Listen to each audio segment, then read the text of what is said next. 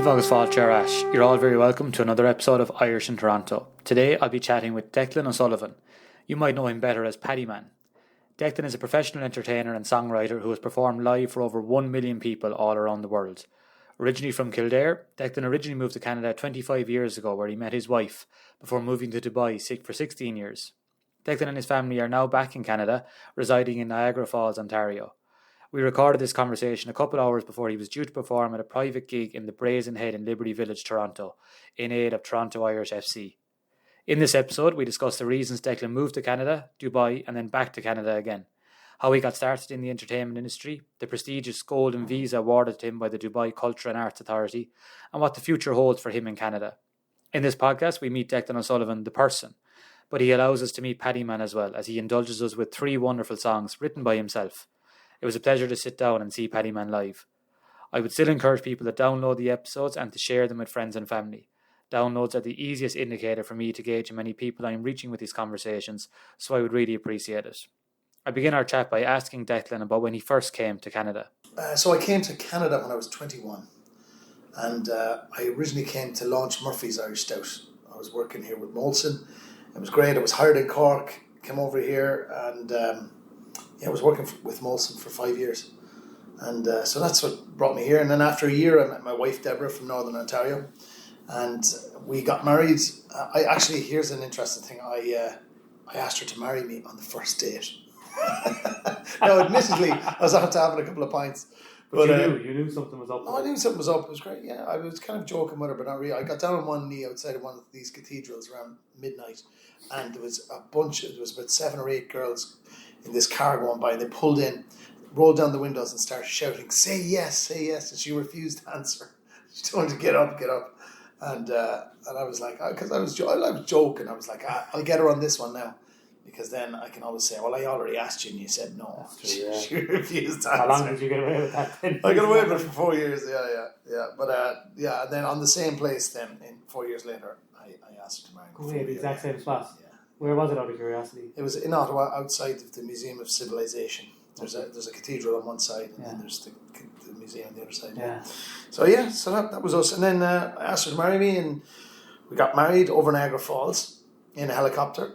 By that stage, we had our daughter, Clara, was born, and she was with us in the helicopter, and we had a witness who was the photographer, and we had the what do you call him? Like, not the priest, the pastor or whatever. Yeah, celebrant kind of thing. Yeah.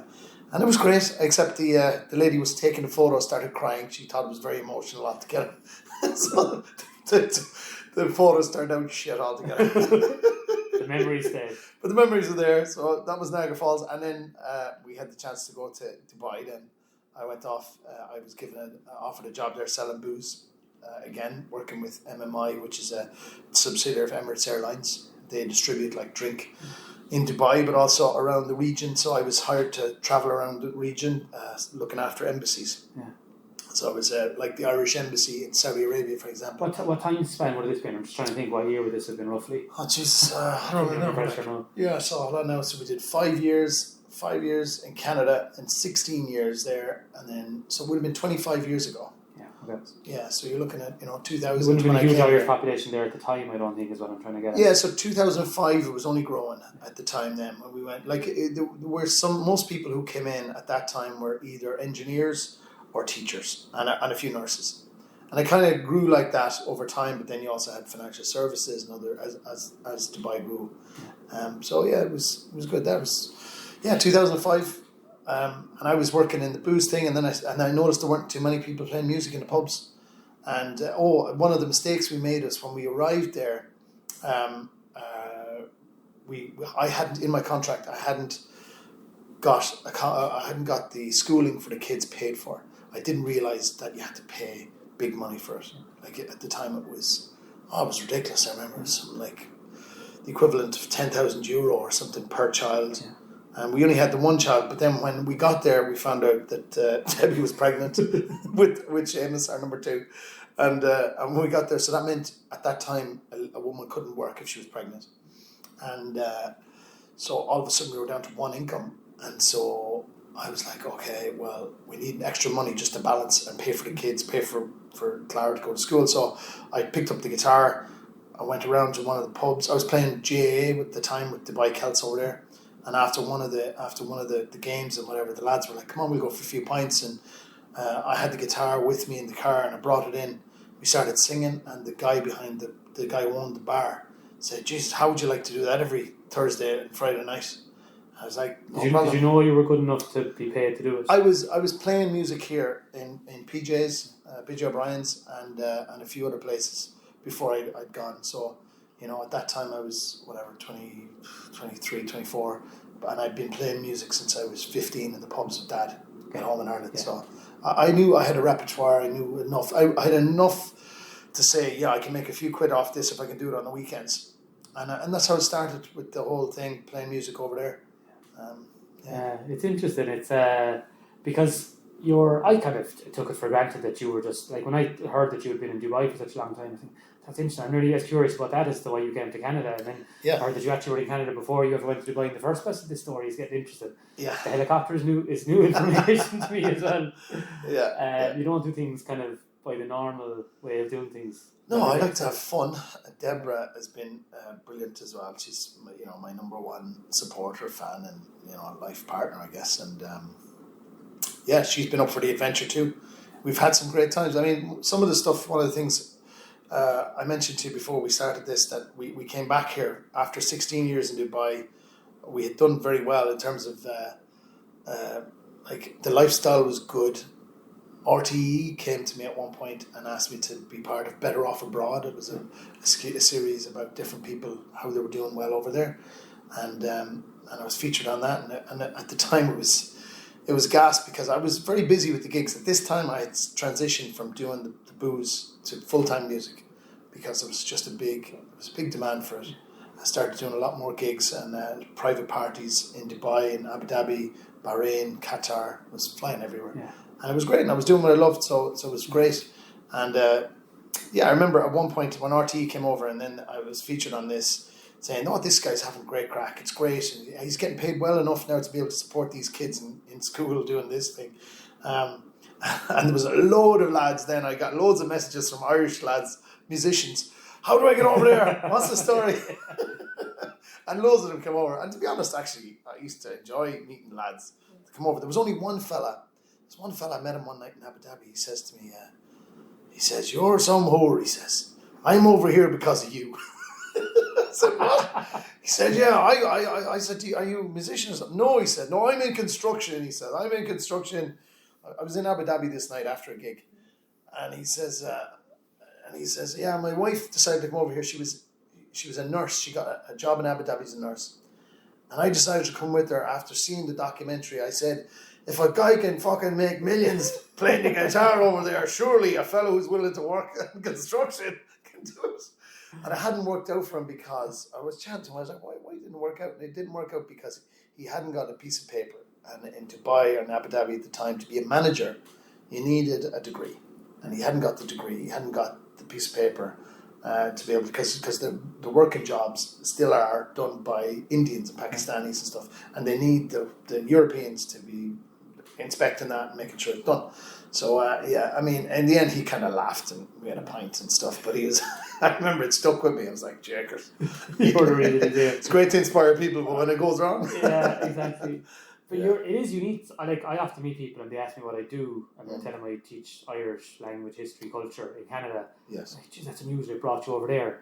You're kind of similar. Like you're. Are you better off abroad, even though what you actually do, you would assume might be more successful in Ireland, but actually it's more successful outside of Ireland, or is it? Yeah, I think I became. I guess I had more, and maybe you might find this yourself. You reflect more on Ireland when you're outside of it, and for some people, for me, it's become very important to. I mean, I don't know, because I've been thinking about it. Like, I think the gift, or what I try to do when I play music in the pubs, like tonight here in the Brazen Head for the Toronto Irish, it'll be trying to do something that might remind people, the Irish, that they might have had at home. The kind of songs, the kind of crack, the bit of slagging. You could do even songs like, "Do you ever get a ride in a tractor?" Honda 50, things that the local Canadians have no clue about. And then extra verses, taking a mickey out of somebody. Like it was great last night, for example. Enda, who you met a few minutes ago from Mayo, so he's over on holidays, and he was in Niagara on the Lake last night in the Irish Harp, and he went to the toilet. And when he was in the toilet, I told them all in the pub, I said, right, he said, Dad, when he comes back in, I want you all to start shouting, Enda, Enda, just get him up. And we'll get him up to sing a song. And he won't remember this because 2 nights ago when he arrived, he went into a karaoke bar, and he was after having a load of drink, but he got up and he did Sweet Caroline. And they loved it. And so then when he gets up on stage, maybe somebody should suggest that song, whatever. Anyway, so he came back in, they all started shouting, Enda, Enda. He gets up on the stage, didn't know what it was. I said, this is just the way the Canadians are. So Enda, welcome from Mayo. His first time in North America. Well done. Anyway, and then he said, oh, I'll do Black is the Colour for you. And I said, is there any other song anybody'd like to hear? Sweet Caroline. So he rocked the place on. It was great. Yeah. And I think, it's impromptu moments like that where people are willing to wind each other up. Yeah. That's what I miss about Ireland. That's maybe what I try and do at the gigs. Yeah. And would I be better off at home? I don't know. I've done some gigs at home. I've enjoyed, as I mentioned just a few minutes ago, we were talking about Kenmare, where my dad's from. I did a really fun gig in Carnegie Hall there. I was ticketed and stuff, and it was good. But I like the adventure of being a roaming Irishman, maybe like yourself. I empathise totally with that. I kind of get a kick out of the fact that a guy met me recently in an elevator. We kind of recognised each other. Sorry, I didn't recognise him, but he recognised me. He said, "You're Irish." I said, "Yeah." He said, "You work at U of T." I said, "I am." Yeah. And that was the end of the conversation. I don't know what the connection was, but something because there's no one else teaching it there. More or less that I kind of stand out. Whereas in Ireland, I might be one of many, and I don't know. Maybe I do like the idea of being recognisable as that person. Even the stage name you've given yourself, like, immediately makes yourself stand. Have you always had that name? Yeah, Paddyman came about because of the need, in some ways, to differentiate myself in Dubai. Like I said, there were musicians doing Irish music. They weren't committing to it in the same way. I was like, I also wanted to have a bit of comedy, that bit of fun that made it different. And I came up with Paddyman because partly to protect myself, because in Dubai, if you were taken the mick out of somebody, and if it went wrong, especially in Dubai, you could end up in jail. Yeah. And it did go wrong once or twice for me. And the idea was be willing to take chances, have fun with it, and slag off all nationalities. Because if you really like a nationality, it's okay to have, because if I can slag you, it means, as you'll know as an Irish person, when you like somebody, you're willing to take the mick out of them. And I had to come up with a different name, so it couldn't be called Declan O'Sullivan. It had to be Paddyman. And even initially, because I was in non-Irish bars, like I was playing in the biggest beach bar in Dubai, it held maybe 2,000 people, and I was doing that twice a week. And when I'd come to the funny stuff, if I ever get riding a tractor, and I'd have a couple of original songs, I wrote a song that was popular over there called Welcome to the Hotel Burj Khalifa. So a parody on Hotel California, and it was all about an Irishman who couldn't afford to stay there. And that was the whole thing. And I used to, sometimes I'd put on a hat, like even a leprechaun thing. And I kind of, they got known after about 2 or 3 years, I was able to drop that side of it, because the stage name was enough that if the CID, the undercover police would come in, if they'd have a problem with anything, they'd say, no, that's a stage name. He's acting he's an actor, he's a comedian, he's a singer, it's a show. It's not meant to offend. And this was more important 20 years ago than it is now. They're more open now, things have, it's not maybe as necessary. They're more sophisticated. But back then it was. Like, I was even pulled in by 3 of these guys one time saying, why you say Burj Khalifa too expensive? And I'm like, no, let me go through it with you. It's actually just, I'm saying this. An Irishman goes in there, he has a couple of pints, he gets a room. It's I'll do the chorus of that for you. Do that'd be good. So you can understand. Here we go.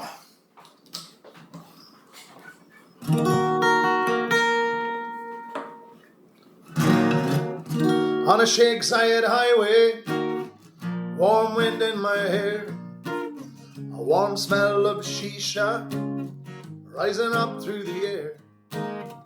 Up ahead in the distance, I saw a shimmering light, and I said, That's either a stalagmite or it's the Burj Khalifa, all right. A model met me at the doorway and a big bouncer as well. I was thinking to myself, this could be heaven or this could be hell. I asked if they give us an old discount. She said, no sir, no way. There was a Paddyman singing in the corner. I thought I heard him say, welcome to the Hotel Burj Khalifa. Such a lovely place, such a lovely place. Oh, they're living it up at the Hotel Burj Khalifa. Any time of year, you can find it. So I called up room service, please bring me your best wine. And he said, that'll be $1 million. And I said, that'll do just fine. So I drank it with chicken wings and hamburgers for fun. And to wash down the chocolate cake, I ordered another one. The last thing I remember, I was running for the door. They finally checked my credit card and their jaws dropped to the floor. Relax, said the night man, I'm from County Kerry.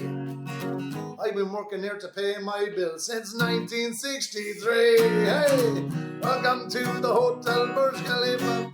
Anyway, it goes on like that. You really enjoy it, don't you? I do. Yeah. I like the crack. I enjoy that, yeah. Anyway, so yeah, we had a good time over in Dubai, and it was good to us. And then 4 years ago, so we moved back to Canada, and it was after COVID. Our eldest daughter, Clara, was here at the time, and she was finishing school. She was in school in Stratford, in boarding school, and we found out she was pregnant, and she said, I can do this myself. And we were like, well, we don't think you can. And so we ended up saying, well, that was one of the many signs with COVID and other things that it was time to make a move from the Middle East. And so we decided to come back, and we ended up we've been raising our granddaughter, Rosie, for the last 4 years. Okay. And that, so we had a new start, starting again with her. And then even with the music, starting again here in Toronto and slowly building up some gigs. Slowly, I don't know, slowly is the word. Like I moved a year probably before you did, but I feel like you've been, maybe because it's simultaneous, I feel like you've just been a constant fixture the whole time. Like the WhatsApp group will appear, there's a gig on, but there's a distinction between if whoever's playing versus if you're playing. I'm not just saying that to you, but a bigger crowd will go, and it's got that reputation, it's got that, and I was surprised when I heard how recent you're here. Yeah. It felt like you've been here ages. Obviously, that's just you've crafted your trade now, and you know how to. But it's still to build up a big crowd post COVID too, when people weren't too keen on going out and stuff. So yeah, I guess the big advantage I would have was those first 5 years when I was here, and I used to play with mics. I was absolutely crap, but they used to put up with me going out in the training grounds with them, and I met some great friends through that. Some of them like Rory O'Brien or Pat Leahy or Brad Sarge that I would have stayed in contact with over the years. And even since I came back, I've had a couple of good nights with them. So that's been consistent. And I think maybe some of the people who know me from Toronto as well, from some of those good days, there's lots of them that I've kind of reconnected with at some of the gigs, just little by little, you meet people. So that's been nice too. Yeah. It's a good thing, That's good. And then the podcast is called Irish in Toronto, but you're not based in Toronto, of course. Was it a conscious decision to go outside the city? Yeah, it was.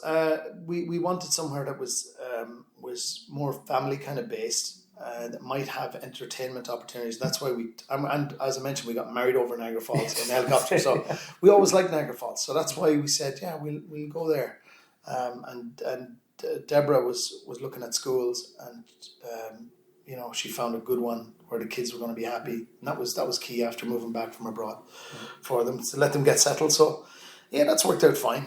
Yeah, it's good. You seem very, I don't know, happy-go-lucky isn't the phrase, but you kind of you're thankful for what happened in Dubai rather than thinking, we had to move all the way to Toronto. You're accepting of everything and just enjoying the moment almost. Yeah, for sure. And as I briefly mentioned earlier, I've had some fellas who said to me, "What, you're crazy, man. Why are you going back to Canada? What are you talking about?" Besides the snow and everything, and the other sides that people from outside here would see with Canada, that things were going really well for me. I was given the golden visa in Dubai, which was a 10-year thing where you can stay, you can set up businesses, you've got tax-free advantages. It's basically a thing from Dubai Arts and Culture. They'd given me this thing saying, Ronaldo has one from the top list, and then they were slowly coming down and eventually got down to Irish entertainers. But it's important, though, the recognition that you worked that was great, for their society and culture. Yeah, and I got that partly because for 10 years I was running a trad group there. So we set up a trad session, so the first trad session, and so that was great. It's still running today, which is lovely. And again, even in Niagara, when I came, you talk about missing home or the connections. What I like to try and do is build a little bit of Ireland wherever we are, because if it's not there, then you can try and make it. So in Niagara, we've set up Irish Music Niagara. Excellent. And that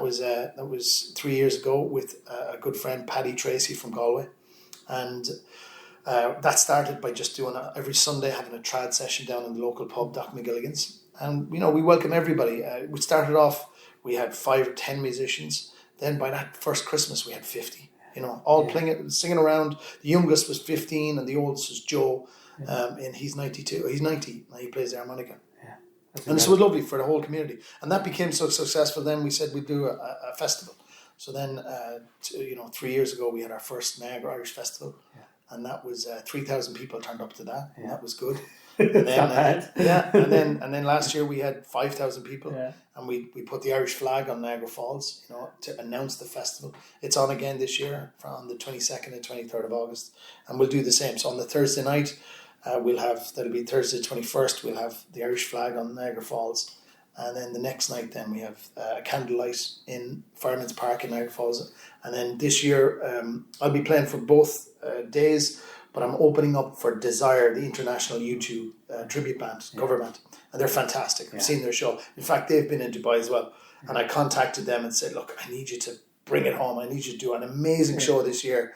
And so they're going to be playing in the Natural Amphitheatre on the Saturday night. And it's a massive show. They've got the screens behind them. You've got 10 different small screens up in the front. And, YouTube, traditional, all the best music, the old stuff. Yeah.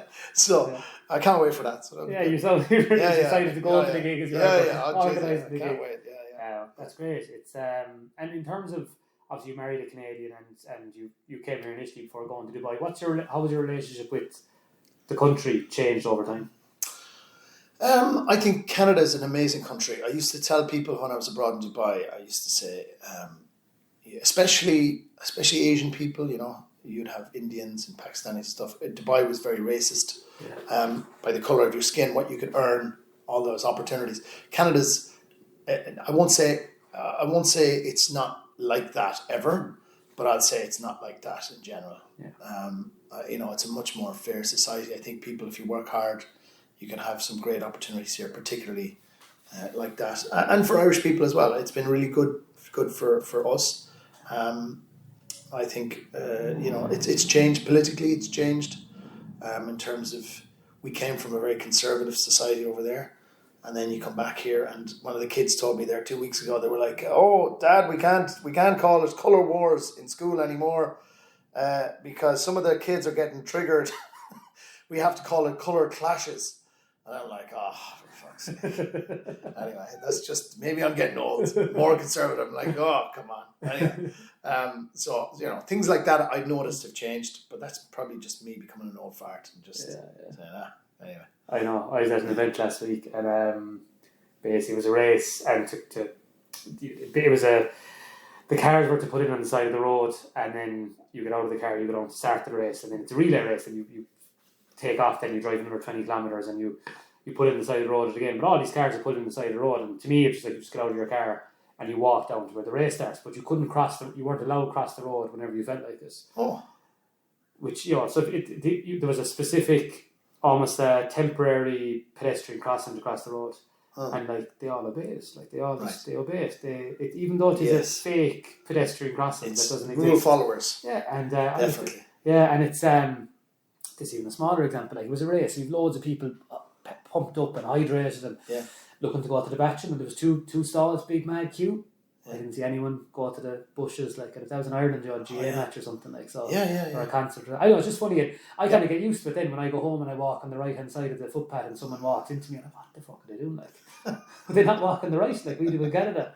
But my father would be laughing at me with stuff like that. But, do you get to go home often back to Kildare? I do. I try and get home maybe twice or three times a year. Right. Dad's still alive, and so I like to get back, and he still plays the accordion. So I try and get back and visit him, and my sister is there.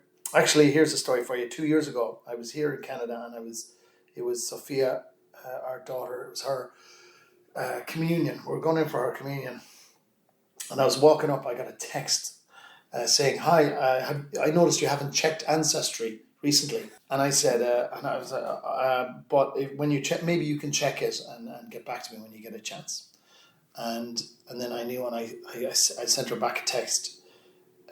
If you are who I think you are, I've been looking for you for years. And it ended up that it was actually, when years ago, before, so my mum was 17 and my dad a few years older than her, 5 years older than her. They had a baby 4 years before I was born. Handed her up for adoption in Blackrock in Cork. And then years later, Mum was kind of always looking for her. We found out about her slowly, but they stayed together, got married, and all the rest. And then after she passed, so that would have been 10 years ago now. Then I started looking for this other sister. She wasn't able to find, and I kind of broke it down to two by doing a lot of research. Broke it down to two girls, but even at that, I couldn't. I did all the Google stuff, loads of stuff online. Couldn't break it anymore. And I had asked Tusla for help, and they said we don't have a lot of resources for all this kind of stuff. And anyway, then I did Ancestry, and waited, and then this text came in. Then 2 years after I'd actually done the Ancestry thing, and turns out it was the full sister who turned up. She grew up in Wicklow, just an hour away from where we were after growing up, on a farm. Very happy upbringing. Yeah. And so I called up my dad and I said, "Dad, you remember we had that conversation?" I said, "Yeah, well, she'll have to reach out." His first thing is, "Well, is she mad?" I was like, "No, I spoke with her on the phone. She seems grand. She's a teacher and she's stuff. She grew up not in Wicklow. And all right, okay. And she's got 2 kids. She seems grand, actually. I'll be talking to her again tonight, but everything's looking good." Anyway, she wants to know if you're willing to maybe chat with her. So we chatted with her over the phone for the next few days and on a video call, and everything's going great. And then she wanted to meet him. And this was all really happening really quickly. And I know a lot of people, if they reunited like that, they say, "Don't, just take it nice and easy." Yeah. Anyway, this was going really quickly. And so then she said, "Listen, it's my birthday." So Irene, this is the birth sister, she said, "It's my birthday next week. Would you like to meet to my dad?" And I was worried about him because I knew my sister was going to be away, wouldn't be around to help him. And he's a traditional Kerry man, doesn't talk much about feelings or why stuff might be and whatever. Anyway, he said, "Yeah, I will. I'll meet you." So they meet up then in Kildare town for the first time, and this is 50 years to the day since he had given her up for adoption. And so he meets her for the first time. And I was concerned, wondering, would he be able to open up or talk to her? And he said to me, no, I didn't have any problem, because she looks exactly like your mother did. She's 50 now. Yeah. So he meets her 50 years to the day. Yeah. And I was like, wow. And he said, no, she's lovely. And we had a great chat. And I just told her, your mother was so young and we were told we weren't allowed and all this kind of stuff. Felt guilty of ours. Yeah. And she often thought about you, but we're glad. And she reassured him that, that she had a great upbringing. Now, and the great news is, since then, so 2 years ago, Irene and I have been back and forth messaging. We video call a lot, probably every day. There's a message or photo, and I've gotten to know her family well. Gone back to Ireland a lot. So you ask about the trips to Ireland. That was one of the drivers for the last while, to get to know her. And then she's been out to Canada. She came out last summer. Yeah.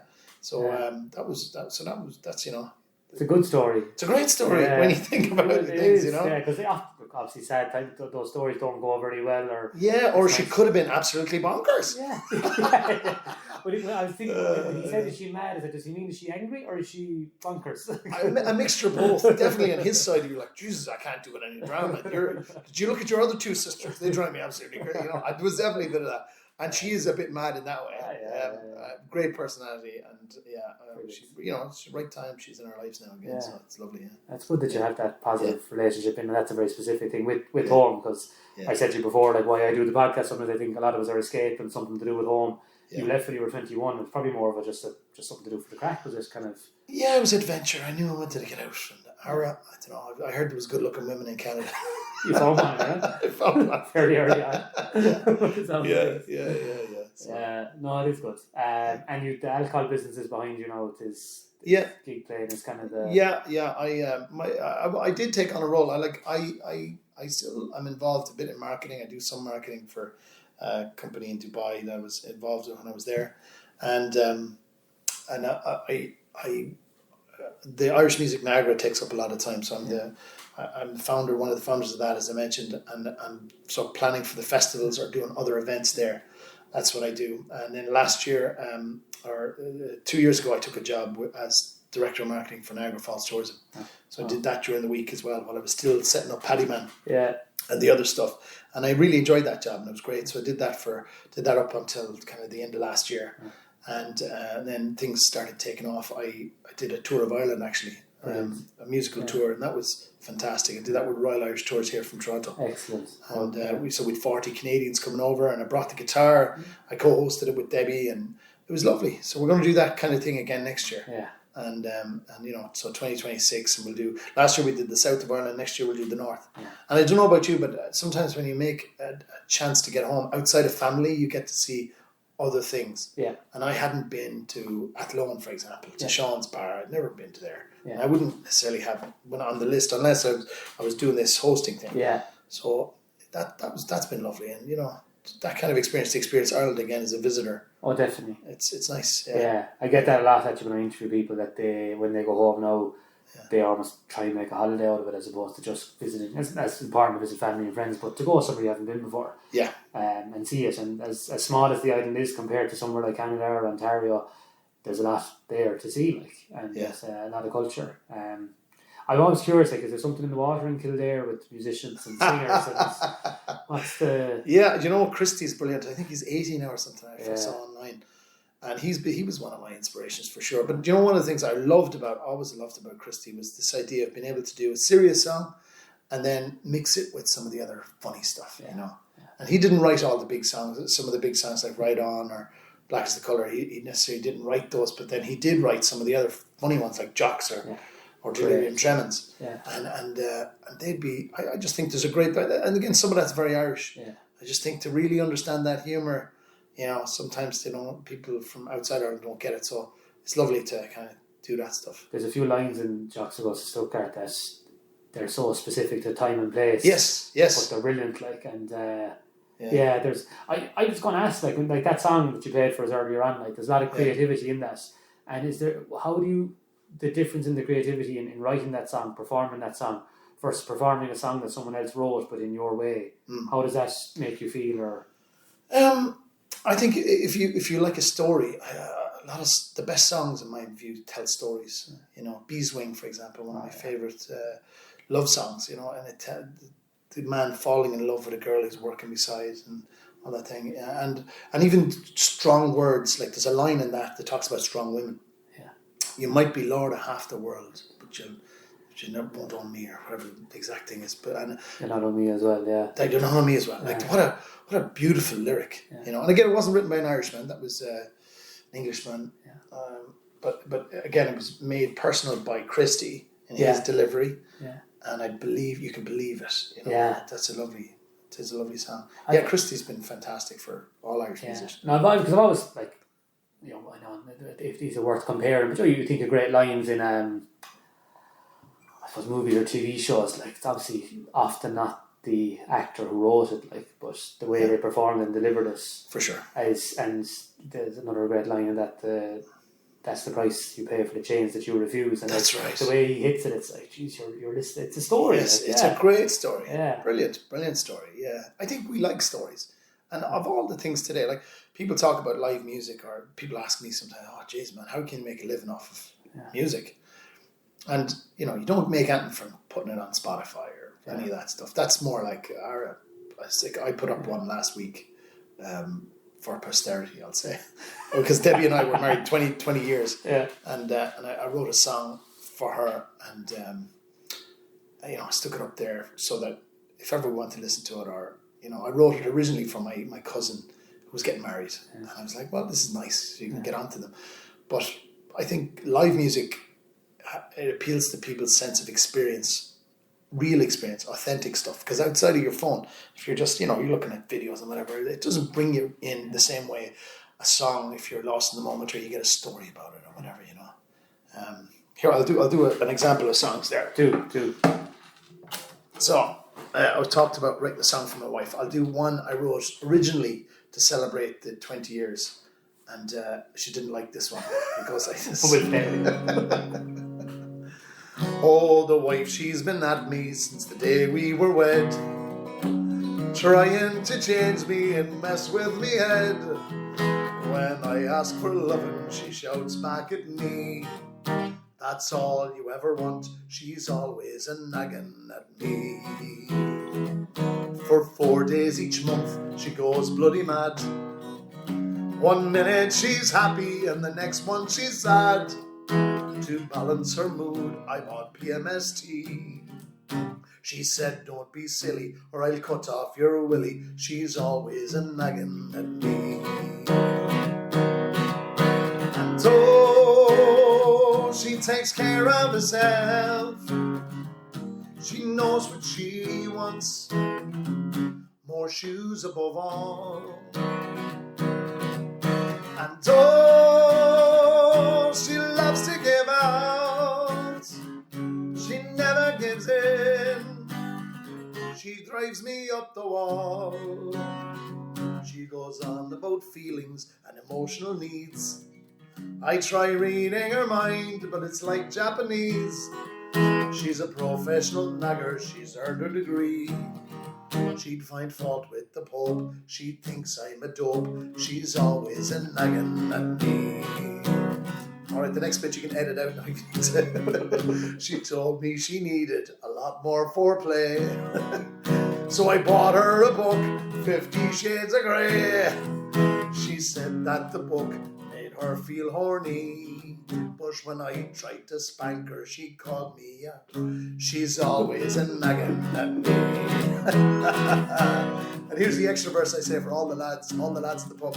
Blah blah blah blah blah blah blah blah blah blah blah blah. Blah blah blah blah blah blah blah blah blah blah blah blah. Blah blah blah blah blah blah blah. Something about me. She's always a nagging at me. I don't know why she didn't like it. I don't know either. Yeah, no, actually, I wrote then I had to write a new one. So I told her I'll give you a real love song once every 20 years. So I wrote her a slightly better song than this one's on iTunes. I'll do a quick version for you. I am a witness to your life. I see the good that you have done. I see the troubles you have faced. I've seen you fall along the way. I am a witness to your style, how you change things with your laugh,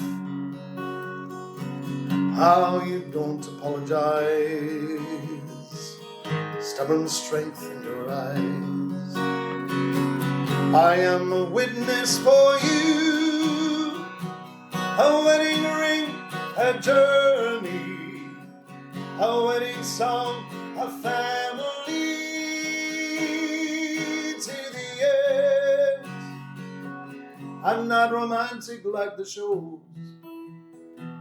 Why you're with me, God only knows. Nicest person that I know, my best friend.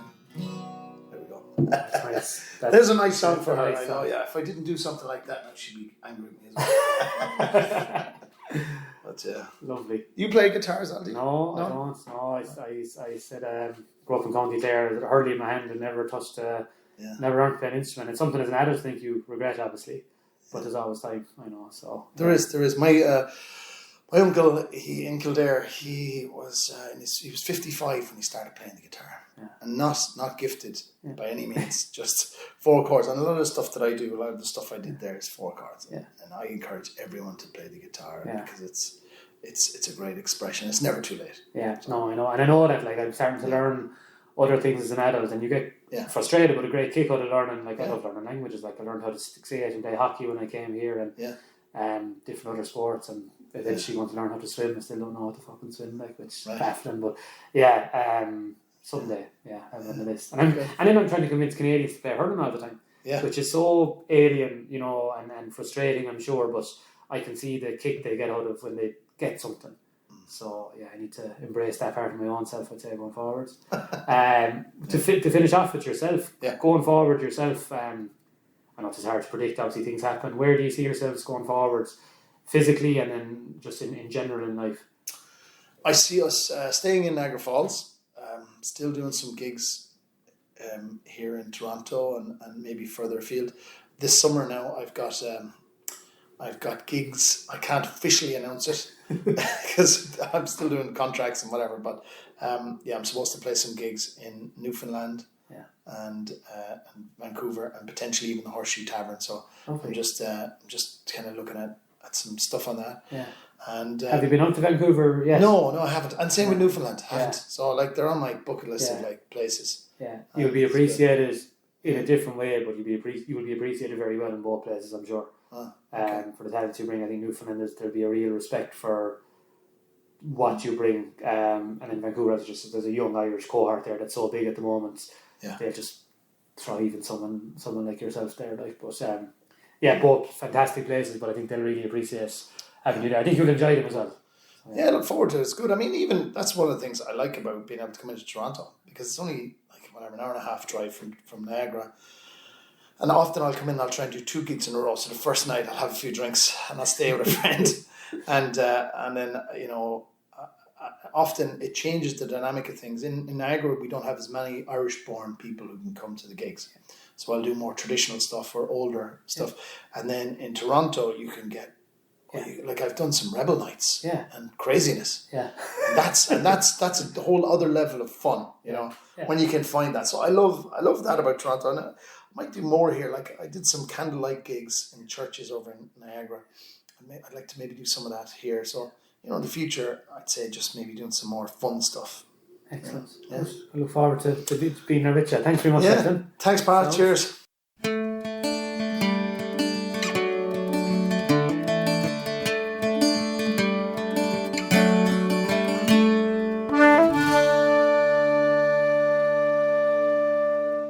Really hope you enjoyed that chat with Paddyman. It was an absolute pleasure to sit down with him a couple of hours before his gig in the Brazen Head for Toronto Irish FC. Felt like I forgot we were recording a couple of times. It was just such a lovely experience to have a chat with a real genuine person, a very interesting person who's been all over the world but brought Irish culture with it, and I can definitely empathise with that type of journey. Once again, all feedback is welcome. You can email me. My email address is in the description of the podcast, or you can find me on social media. It's always lovely getting messages from strangers and talking about the podcast and their stories of what brought them to Toronto. I would still encourage people to download the episodes and to share them with friends and family. Downloads are the easiest indicator for me to gauge how many people I'm reaching with these conversations, so I would really appreciate it. Thanks to Natalie Barbuzzi, who provided the logo for the podcast, and thanks to Shannon Heaton, who provided the music you are now listening to. You'll find all of her music on Spotify. There'll be another episode of Irish in Toronto in 2 weeks, and until then, slán go fóill.